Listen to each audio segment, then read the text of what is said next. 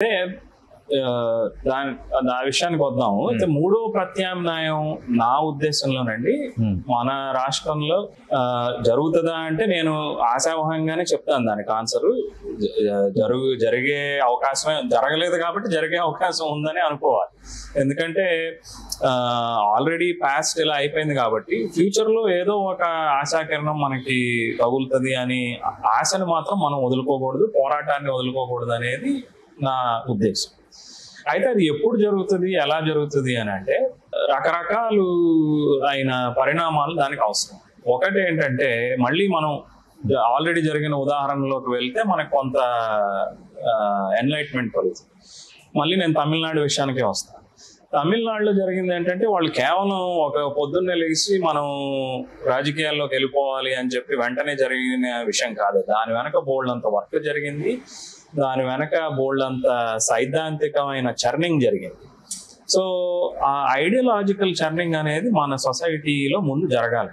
So దానికి ఏంటంటే చాలా మంది చెప్తారు cultural revolution should precede political revolution. So ఆ కల్చరల్ రెవల్యూషన్ ముందు మన దగ్గర రావాలి.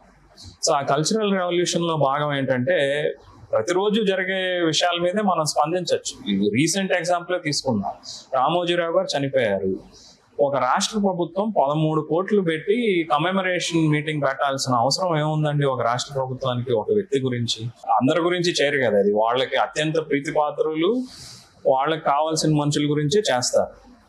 సో ఇలాంటి వాటిని క్వశ్చన్ చేయాలి. అక్కడి నుంచి మనకి కల్చరల్ రెవల్యూషన్ అనేది మొదలవుతుంది. అంటే రోజువారీ మనం చేసుకునే కార్యక్రమాల్లో కానీ, సినిమాల్లో కానీ సాంస్కృతిక విప్లవమే రాజకీయ విప్లవానికి పునాది. సొసైటీలో ఆ చేంజ్ వచ్చి రోజు ఈ ఆలోచన గురించి చర్చలు జరగాలి. ఏంటి, ఎప్పుడు ఈ 2 వర్గాలైనా, ఎప్పుడు ఈ 2 కులాలైనా, లేకపోతే ఎప్పుడు ఈ 2 కుటుంబాలైనా అనేది బలంగా వచ్చి మిగిలిన వర్గాలన్నీ కూడా దీన్ని ప్రశ్నిస్తూ వాళ్ళ దినదిన జీవన విధానంలో కానీ, వాళ్ళు ఆలోచించే పద్ధతులు కానీ, వాళ్ళు చూసే సినిమాలు కానీ, వాళ్ళు చదివే పుస్తకాల్లో కానీ మార్పు ముందు రావాలి. దానితో కలగలిపితేనే పొలిటికల్ రెవల్యూషన్ అనేది వస్తుంది. అయితే ఇప్పుడు second part of the question, Pawan Kalyan garu దీన్ని తేగలుగుతారా, ఆయన అవగలుగుతారా అంటే ఏమో, ఒకవేళ రాజకీయాలు ఇతరత్ర చేసి అయితే అవుతారేమో కానీ అది చెప్పలేము. అది కూడా కానీ కల్చరల్ రెవల్యూషన్ అందులో భాగం కాకపోతే అది ఎక్కువ సమయం నిలబడదు. నిజంగా చెప్పుకోవాలి అని అంటే ప్రస్తుతం ఆయన చేస్తున్న రాజకీయాల ద్వారా అయితే ఇది సాధ్యపడేది కాదు. ఎందుకంటే ప్రస్తుతం ఆయన ఏం చేస్తున్నారు, లాస్ట్ టైం ఏం చెప్పారు, ప్రభుత్వ వ్యతిరేక ఓటు చేయకూడదు. సరే, మరి ఏం చేశారు, ఈ ప్రభుత్వ వ్యతిరేక ఓటు తీసుకెళ్లి చంద్రబాబు నాయుడు గారి ఖాతాలో వేశారు. సో ఆయనే ఊహించిన సీట్లు ఆయనకు వచ్చాయి. మళ్ళీ ఇందాక అనుకున్నట్టే అంతగా ఆయన బలపడ్డాక మీ ఆక్సిజన్ ని ఆయన లాగేసుకోగలుగుతారే కానీ మీరు ఆయన దగ్గర నుంచి తీసుకొని మీరే మూడో ప్రత్యామ్నాయం కింద ఎలా వస్తారు? ఈ రోజునైతే అది కనపడట్లేదు. సో ఒక్క పవన్ కళ్యాణ్ గారి ద్వారానే ఇది రాదు.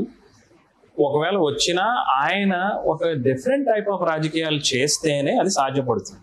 నా ఉద్దేశంలో ఆ డిఫరెంట్ టైప్ ఆఫ్ రాజకీయాలు ఏంటంటే, మీ ఓటు తీసుకెళ్లి ఆధిపత్య కులానికి ఇవ్వకుండా మీ ఓటుని ముందు మీరు కన్సాలిడేట్ చేసుకొని మీరు ఇతర వర్గాలతో వాళ్ళతో పాటు వాళ్ళ సమస్యలపై పోటీ చేసి వాళ్ళ సమస్యల గురించి మాట్లాడి వాళ్ళతో అలయన్స్ బిల్డ్ చేసుకుంటే అప్పుడు తప్పనిసరిగా ఆయన నేతృత్వంలో కానీ ఇంకోరి నేతృత్వంలో కానీ మూడో ప్రత్యాయం అనేది సాధ్యపడుతుంది. అంతేగాని ఆల్రెడీ ఉన్న ఆధిపత్య వర్గాలతో నేను చేతులు కలుపుతాను అంటే ఈ ఓటు అంత ఈజీగా